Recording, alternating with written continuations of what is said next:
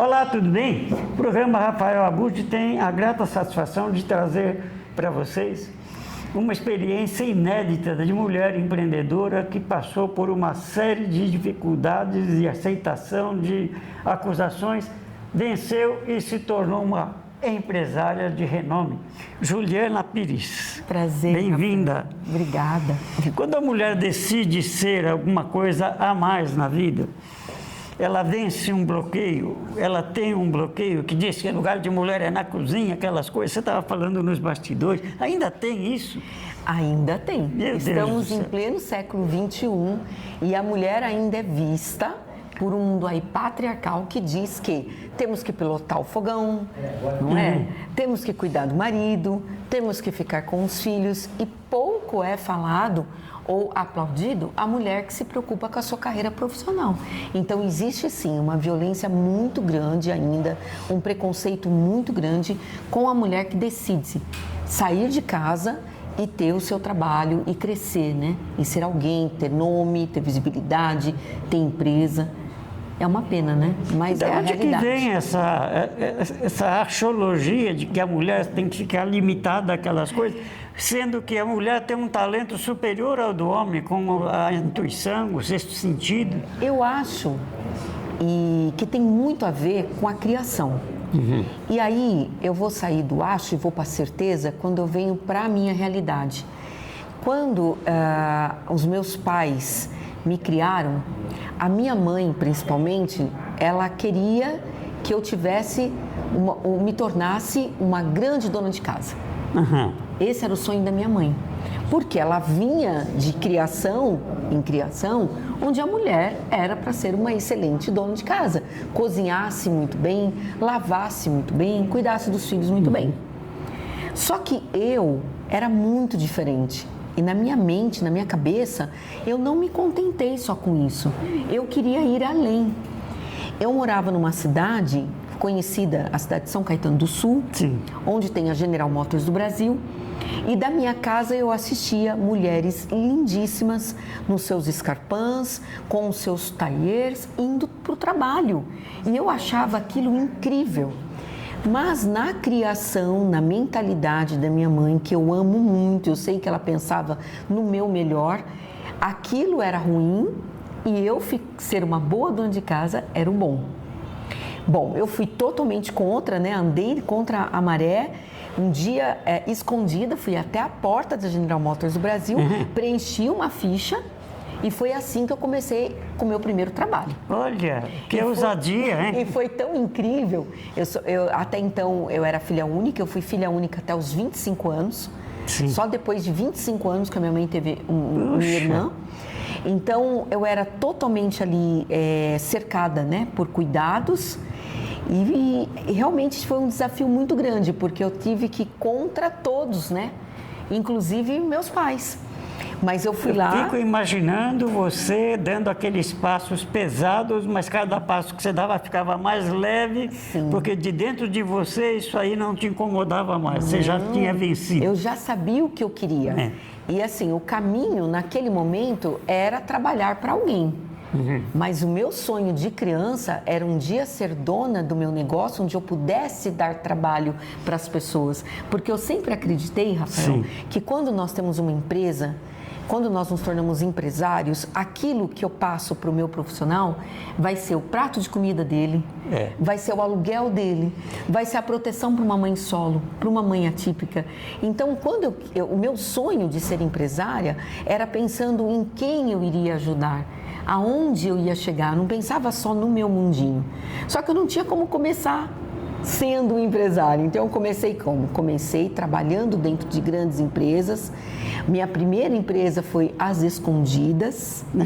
Aí, a General Motors, naquela época, como as outras empresas faziam, mandavam o que nós chamávamos de telegrama. Tu lembra disso? Telegrama. Hoje os jovens não sabem mais o que é. Era uma cartinha, gente, que vinha pelos correios na casa da gente. E quando essa cartinha chegou, eu digo que eu sofri a minha segunda violência, mesmo sem a minha mãe saber que estava praticando isso, que foi abrir a carta e ler. E a carta endereçada a mim. Nossa. Hoje eu tenho outro conceito, hoje eu trabalho diferente com os meus filhos e eu sei que a minha mãe naquele momento fez por amor, mas eu hoje não aceitaria isso, por exemplo, Sim. de uma outra pessoa. Sim.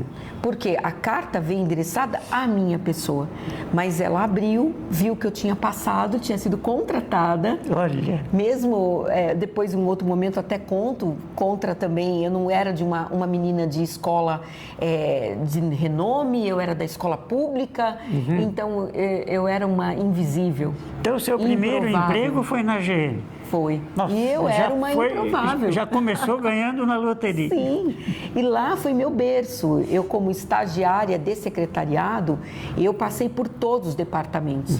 E como eu sempre me exemplava nas mulheres que já eram secretárias e que se vestiam muito bem, que andavam nos seus saltos altos, eu ia como elas. Eu não ia como as outras meninas, de jeans rasgado, de camiseta, não. Eu ia como uma secretária, que é o que eu queria ser. E aí, rapidamente, as pessoas começaram a me observar, me colocar para substituir secretária de diretoria. Inclusive, eu substituí a secretária da presidência uma vez. Porque ela faltou, ela ficou com febre, não pôde ir e eu fui escolhida.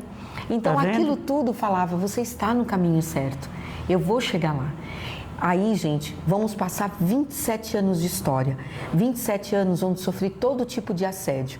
Assédio moral, assédio intelectual. O que é um assédio intelectual? É achar que eu não servi, que eu não tinha inteligência para desenvolver as coisas porque eu era mulher. Mas as pessoas da empresa ou do seu círculo de relacionamento? Da empresa. As empresas, elas são muito cruéis com nós que somos mulheres. Quando elas nos contratam, elas não nos veem como cargo de gerenciamento ou cargo de poder. O poder normalmente é dado ao homem. E a mulher vai para servir. Ela vai sempre como um coadjuvante. Eu passei isso 27 anos. Puxa vida. Então, eu era muito boa para servir um café. Mas será que ela é muito boa para gerir um departamento? Quando surgiam as vagas normalmente iam para os homens. E eu ficava sempre em segundo plano. Mas eu enfrentei isso 27 anos, até que montei a minha empresa. A minha empresa, em 6 meses, ela foi tão reconhecida que uma outra 10 vezes maior do que ela me chamou para gerenciar. Olha. E ao invés de gerenciar, eu fui lá e comprei aquela empresa. Olha. Foi muito difícil. Tive que pegar todos os meus recursos financeiros. Tive que brigar com meu marido na época. Ele pensou até em divórcio, porque ele achou que eu estava ficando louca. Mas eu enfrentei tudo e todos. Hoje eu tenho uma empresa de 11 anos, muito reconhecida no bairro. Ganhei várias premiações. Fomos um sucesso na Covid, porque enquanto todas as empresas fecharam, a minha nasceu como ações sociais. Olha. Então foi assim uma trajetória, uma jornada que eu falo para quem está assistindo, mulher, não desista. Mesmo que isso comece lá na sua primeira infância, com os seus pais talvez querendo que você se torne outra pessoa. Eles não estão fazendo por mal. Quando eles olham para você e falam, olha, eu gostaria que você fosse uma excelente dona de casa, que era o meu caso, né? Eu sabia que a minha mãe queria o bem para mim, mas não era isso que eu queria. Eu conversando com uma amiga hoje, eu falei para ela, quando eu me arrumo para mim. Sim. Eu não me arrumo para outras pessoas. Então, quando você for procurar a sua profissão, a sua carreira, procure por você, não pelas outras pessoas. Quando a pessoa tem dentro de si um chamado, aquilo ferve de tal maneira que pode vir o obstáculo que for que você supera. É verdade. Se não superar, você se autoviolenta. Passa a vida e você não realizou. Exato. E quantos por cento das pessoas, que eu acho que está aí na faixa de uns 60%, 70%, que saem deste mundo, vão para outra dimensão, sem realizar esse sonho. O mundo não caminha para frente, dá uma brecada. E o mundo foi feito dando voltas, e a gente tem que acompanhar a evolução, olhando para frente. Tem gente que tem os 2 pés virados para frente e a cabeça virada para trás. Não adianta, né? Não pode, por isso que você venceu. Eu acredito muito nas mudanças, eu tenho certeza que gerações futuras vão ser melhores do que as nossas. Eu costumo falar que nossos filhos já somos nós melhorados, né? Então eu tenho muita fé nas próximas gerações. Um dado, por exemplo, estatístico, 53% das mulheres são eleitoras no Brasil. Elas têm poder de voto, que há 100 anos atrás, as nossas avós não podiam nem falar de política. Hoje, olha onde a mulher chegou. É verdade. Ela consegue trocar... Ela decide uma eleição hoje. Exato, ela consegue trocar aquele que faz a lei. E às vezes a lei está sendo feita por homens que não sabem o que uma mulher passa a vida inteira. Porque você somatiza tudo isso que eu comentei com você que eu fiz com o organismo de uma mulher. Todo mês a gente sangra, não é assim que a Rita Lee cantou? Sim, Isso é coisa da mulher e só uma mulher sabe a dor que é. Sim. Só uma mulher sabe o quão é difícil você acordar com aquela dor que traz um mal-estar geral e ainda você ter que cuidar de todas as suas atividades como se você estivesse bem. E aí se você mostrar que não está. Exatamente. Ela tem uma sobrecarga, mas ela se vê como vitoriosa e supera. Sim. Não é? Sim. Porque aqueles que nos criticam nos elevam a acelerar mais para o alvo do que aqueles que elogiam, envaidecem e a gente fica morno, não fica aquecido naquela realização. São com as pessoas difíceis que a gente aprende, né? As pessoas que só elogiam, dá tapinha nas costas, essas daí é fácil da gente lidar. É fácil amigo, né? Você se convence que já aquilo é o suficiente e encerra a carreira por ali. E quais os planos para o futuro? Você faz trabalhos sociais, você é reconhecida, ganhou vários prêmios. Isso envaidece, isso daí é uma recompensa, isso daí é uma decorrência natural de quem faz por amor. Como é que você avalia isso? Colocar amor em tudo que eu faço. Isso já é uma regra minha. Tudo mesmo. Desde que seja um prato de comida, ou desde que seja atuar na gestão de 30 pessoas, 40 pessoas, como eu já faço. E o que eu pretendo para o futuro? Eu sozinha não chego a lugar nenhum. Ninguém chega. Verdade. Então eu preciso que a minha equipe, a equipe que está comigo hoje, entenda que juntos nós podemos fazer aquele salão duplicar. E nós temos muita chance. Eu estou trabalhando com a metade da operação. Eu pretendo, em mais um ano, dobrar a minha operação. Porque há um ano atrás teve umas saídas de alguns profissionais, enfim. Então eu quero trazer isso tudo de volta. E eu sei que a minha equipe consegue. Fora isso, as ações sociais. As ações sociais, elas estão intrínsecas em mim. Eu não consigo trabalhar ou fazer nada que eu não consiga ter um bracinho ali em ajudar alguém. Então eu sempre falo, na igreja a gente não dá o dízimo, não tem muitas pessoas que dão o dízimo.